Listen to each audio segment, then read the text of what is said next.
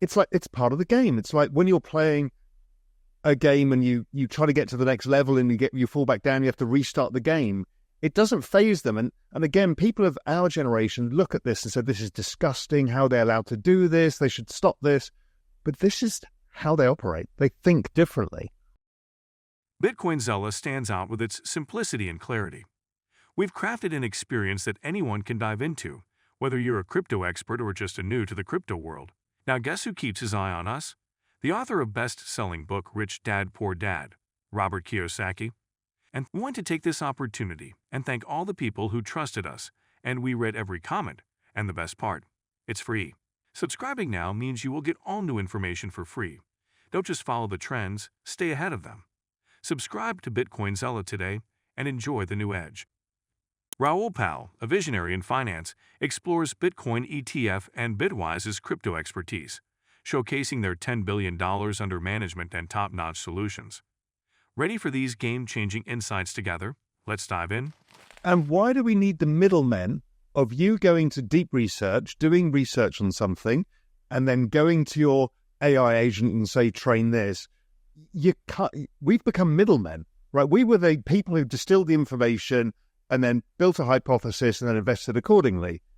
But we kind of don't need us in the middle now because deep research can do the work and the agent can do the trading. I think you'll like this. So when my prior firm was shut down, I got a lot of calls from people on the hedge fund side to come in and to start a fund. And I think initially I'd been in a place for such a long time and I love the founder that I was like, all right, what am I going to do? So over time I said, let's just take a break for a while. Let's let everything settle. Let's use the summertime to enjoy things, but let's start to code and start to understand AI. So what you just said, I view every single hedge fund, and let's just say hedge fund, every VC fund, every whatever, as now competing against AI. And I think they will be slow to go out of business because they're just making, if the amount of pie that they could make was 80 of the 100, it's going down to 60 of the 100, and that extra 20 will be replaced by the little people we're talking about just eating away at the margins because they're faster, they're quicker, and they're using agents.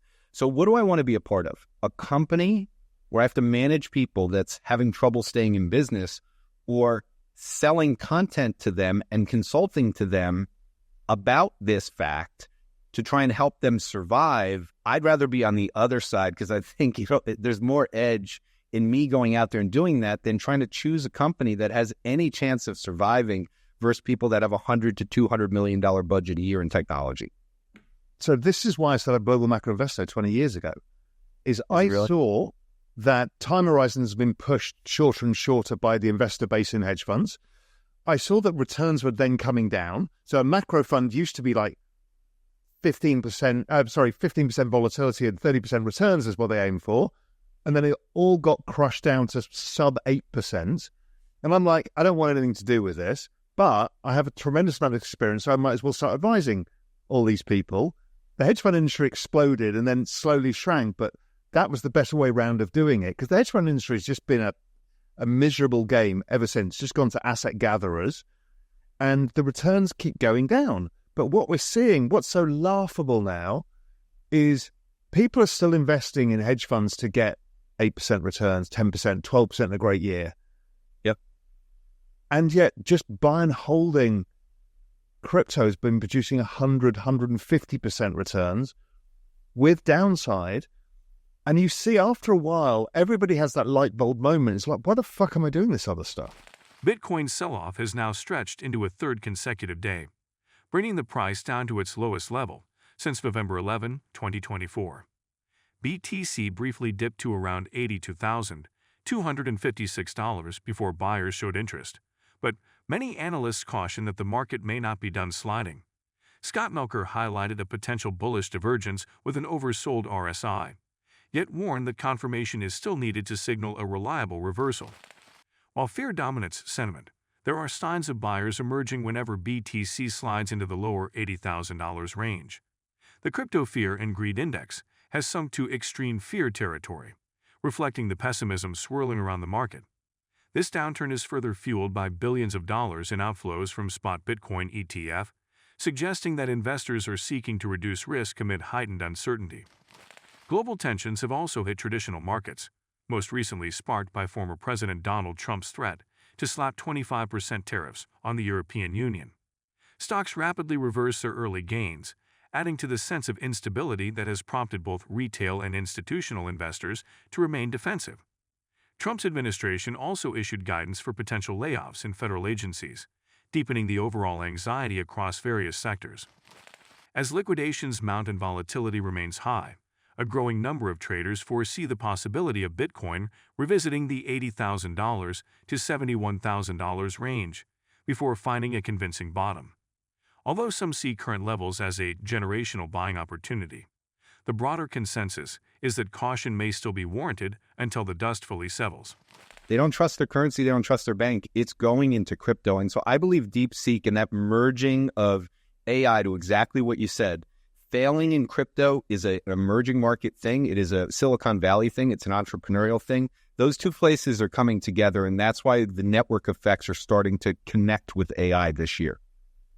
So how is AI going to fit into financial markets, corporations, and that? What's your working hypothesis of that now? How does it fit in alongside us? What role does it play? And what does that do for the economy? Well, the agents will dramatically increase the volumes this year. So I've been saying since Stripe announced their purchase of Bridge that we were at the point. Then Donald Trump took over, the administration went through. I was with one of the macro funds this week who has a very big presence in digital assets, and I was talking to one of the founders, and he said every single bank has been into his office in the last month, and they continue to come in. 3 years ago, they didn't want to hear a single thing about digital assets. So the one thing is the administration and the fact that we have a czar of AI and crypto connected is a really important story. I mean, they're connected in a title at the White House and someone that lives on the property of the White House every single day. But I believe it's stable coins that have always been the true bridge and the way for B2B to transact across the globe. And so I think we're going to see incredibly high volumes. And like I said, if you break those volumes down, many of them will be going on through the emerging markets. So it's the payment side, which you've obviously spent a lot of time on. The way for the merger of these two and the way that AI is going to speed it up is a lot of these are going to be done through agents, but it's also the entrepreneurs are going to be using AI to build their businesses. So it's both on the agent side of transactions, the robo side, but then it's also on the creator economy growing dramatically and those people being able to use social platforms. Because remember, if a kid in Indonesia wants to sell something to Americans, it's a very hard and taxing thing because right now for remittances, it's a 6% charge. So to get it down, the payment side is going to be the big one. And I think the Stripe purchase of Bridge was a big deal. And I always said to pay $1.3 billion for something that had, I believe, $15 million of revenue, that's a big story, especially for Stripe, which had bailed out of the digital asset world not too long ago. So that's how I think it's going to intersect this year. So stable coins, I think, is the big use case for now as everything else gets built. And, you've been talking about stable coins, and we'll come on to that in a second as well. But something you said just struck me. It was a really fucking blindingly obvious thing, is volumes are going to explode because agents are going to be trading or using it for payments. Yep. And that tells me there is a really nice leverage trade, which are two trades I'm in anyway, but it is Robinhood, Coinbase, or any decentralized exchange, anything that benefits from increased activity in financial markets, particularly crypto rails. It's going to explode. Look, it'll work for equities too. It's going to explode because you've just brought infinite new traders into the market. We've seen these kind of AI models trading now. I hadn't thought about this. We've now brought infinite traders in. And they'll be algorithmic. So you and I know this. When you brought high-frequency guys into the marketplace, how much did the volumes explode? It just brought more volume because they were taking an edge in the marketplace. If you're not reacting to things super quick And I just think everyone who's on X has a huge advantage to people that are reading the newspaper. I think everyone on X has a huge advantage. I think people on Reddit have a huge advantage. When my son told me back in 2020 about the companies he believed in, and he explained to me why, and I said, where did you get all this information? He got it all from Reddit.